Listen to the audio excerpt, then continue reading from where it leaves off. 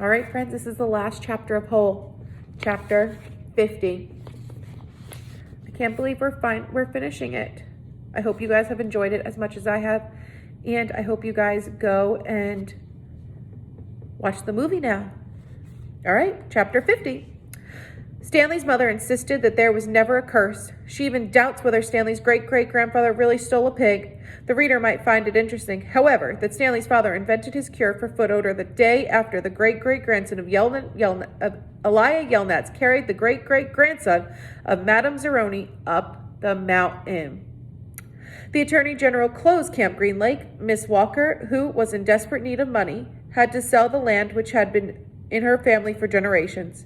It was bought by a national organization dedicated to the well-being of young girls.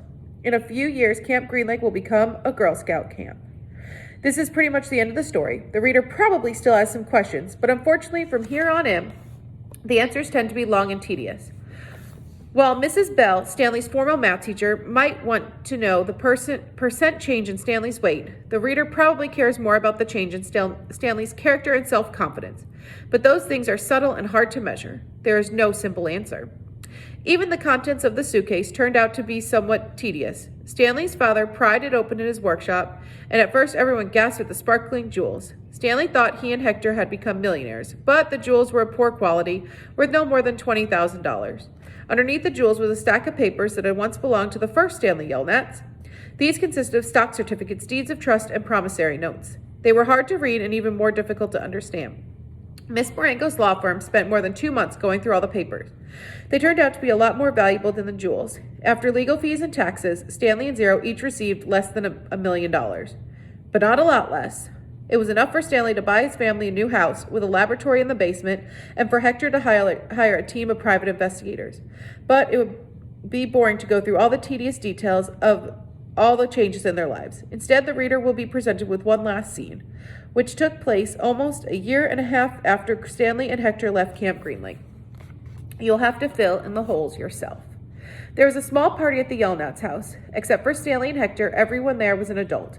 All kinds of snacks and drinks were set out on the counter, including caviar, champagne, and the fixings to make ice cream sundaes.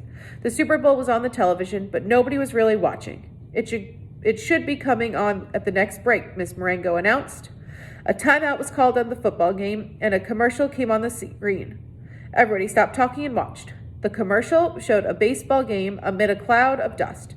Clyde Livingston slid into home plate as the catcher caught the ball and tried to tag him out. "Safe!" shouted the umpire as he signaled with his arms. The people at Stanley's house cheered as if the run really counted. Clyde Livingston got up and dusted the dirt off his uniform.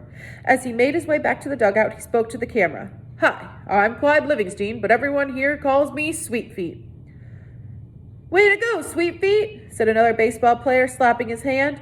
Besides being on the television screen, Clyde Livingston was also sitting on the couch next to Stanley.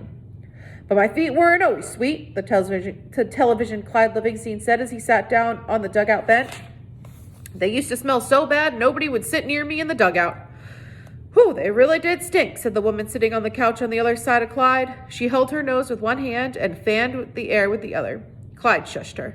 "Then a teammate told me about sploosh," said the television Clyde. He pulled a can of sploosh out from under his dugout bench and held it up for everyone to see. "I just spray a little on each foot every morning, and now I really do have sweet feet. Plus, I like the tingle." "Sploosh," said a voice, "a treat for your feet. Made from all natural ingredients, it neutralizes odor-causing fungi and bacteria. Plus, you'll like the tingle." Everyone at the party clapped their hands. "He wasn't lying," said the woman who sat next to Clyde.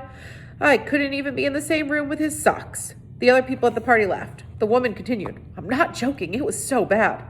"You made your point," said Clyde, covering her mouth with his hand. He looked back at Stanley. "Will you do me a favor, Stanley?" Stanley raised and lowered his left shoulder. "I'm going to go get more caviar," said Clyde. "Keep your hand over my wife's mouth." He patted Stanley on the shoulder and rose from the couch. Stanley looked uncertain at his hand, then at Clyde Livingston's wife. She winked at him. He felt himself blush and turned away toward Hector, who was sitting on the floor in front of an overstuffed chair. A woman sitting in the chair behind Hector was absent-mindedly fluffing his hair with her fingers. She wasn't very old, but her skin had a weathered look to it, almost like leather. Her eyes seemed weary, as if she'd seen so many things in her life that she didn't want to see. And when she smiled, her mouth seemed too big for her face. Very softly, she half sang, half hummed a song that her grandmother used to sing to her when she was a little girl. If only, the moon speaks no reply, reflecting the sun and all that's gone by. Be strong, my weary wolf, turn around boldly. Fly high, my baby bird, my angel, my only. And that is the end of Holes. I hope you guys loved it.